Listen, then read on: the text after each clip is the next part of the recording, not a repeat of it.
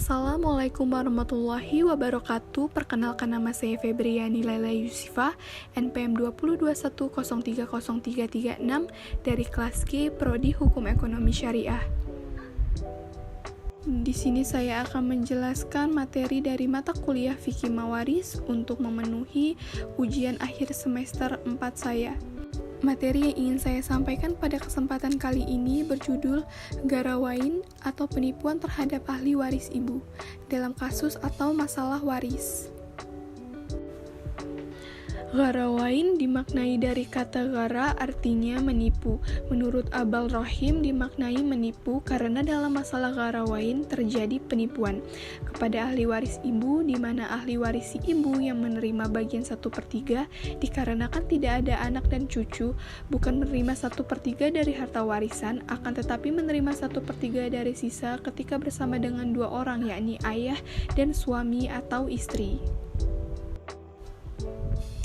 Kasus garawain terdiri hanya dalam dua kondisi atau kemungkinan saja, yaitu yang pertama, jika seseorang yang meninggal dunia hanya meninggalkan ahli waris atau ahli waris yang ditinggal, yaitu suami, ibu, dan bapak.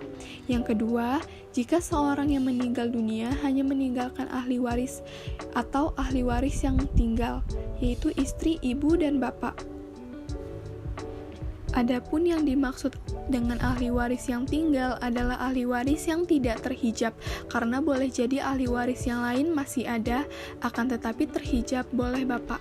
Jadi apakah suatu kasus warisan itu merupakan kasus garawain atau tidak, diketahui setelah ditentukan siapa saja yang menjadi ahli waris dari si meninggal, kemudian siapa yang terhijab, dan ternyata ahli waris yang berhak untuk mendapat warisan hanyalah terdiri suami, ibu, dan bapak atau istri dan bapak.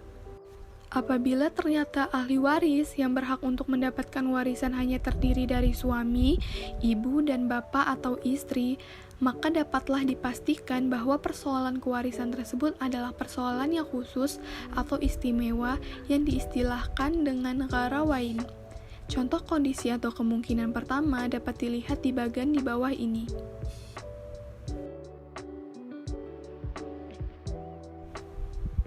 Apabila penyelesaiannya dilakukan seperti di atas, terlihat hasilnya bahwa untuk ibu adalah 1/3 dikali 6 yaitu 2, sedangkan bapak hanya memperoleh 1.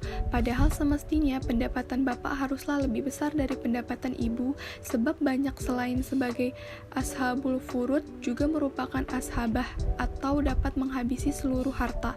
Jadi persoalan al-ghawarain ini terletak pada pendapatan ibu yang lebih besar dari pendapatan bapak. Adapun yang dimaksud dengan sisa harta adalah keseluruhan harta warisan setelah dikurangi bagian yang harus diterima oleh suami atau istri.